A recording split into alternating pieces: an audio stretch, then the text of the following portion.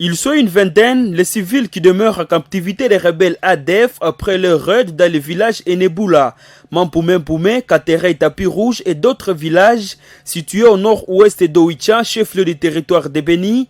La société civile s'inquiète du sort de ces personnes et plaide pour le lancement des opérations contre ces assaillants qui ont érigé leur campement dans cette zone après avoir été délogés dans la partie est. Kinos Katouo, président de la société civile locale, s'inquiète des faibles effectifs des militaires congolais qui donneraient la brèche à l'ennemi d'opérer dans plusieurs villages de l'ouest. L'ennemi a déjà érigé plusieurs bastions dans ce contrées, précisément tout près du conflit de la rivière Moutouei et Sambokola, il y a un bastion. Vous allez vers Tapis Rouge, il y a une autre bastion. En allant vers Mamboumé, il y a une autre bastion.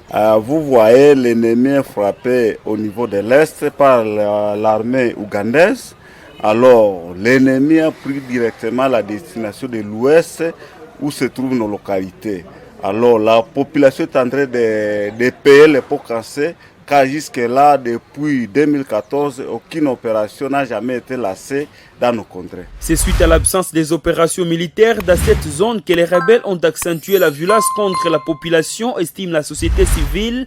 Ces attaques menées entre mars et avril ont occasionné la mort de plus de 200 personnes et une vingtaine de disparus. Lors de leur rencontre le week-end, les coordinations de la société civile du Grand Nord ont demandé aux forces de sécurité de renforcer les dispositifs dans ces entités et surtout de matérialiser les opérations militaires. Néanmoins, les forces de la MONUSCO, les FARDC, disent avoir conduit une série d'opérations robustes du 22 au 23 avril dans la forêt d'Apetina Sana, un refuge du groupe armé ADF à 50 km de Beni. L'objectif était de démanteler les camps des rebelles ADF et de réduire drastiquement le nombre d'exactions contre les civils. Ces opérations, premières d'une longue série, annoncent d'autres actions conjointes de la MONUSCO et des FARDC et symbolisent l'engagement de la mission à soutenir la RDC dans ses efforts de stabilisation de sa partie est à travers la lutte contre les groupes armés, a annoncé la mission onisienne.